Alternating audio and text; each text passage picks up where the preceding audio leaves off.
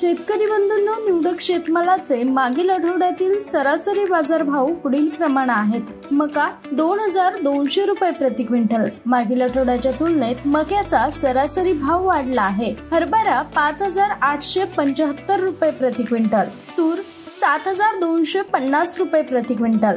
Soybean 4085 रुपये प्रति quintal. कापूस 7065 रुपये प्रति क्विंटल. कांदा 2430 रुपये प्रति क्विंटल. कांद्याच्या किमतीत 21% घट झाली आहे. टोमॅटो 866 रुपये प्रति क्विंटल. टोमॅटोचा भाव 2% वाढला आहे. हळद 11806 रुपये प्रति क्विंटल. मागील आठवड्याच्या तुलनेत हळदीच्या किमतीत घट झाली आहे. शेतमालाचे बाजारभाव व संभाव्य किमती व्हॉट्सअपवर मिळवण्यासाठी समोरील QR कोड स्कॅन करा. सौजन्य बाजार माहिती विश्लेषण व जोखीम निवारण कक्ष, स्मार्ट प्रकल्प, कृषी विभाग.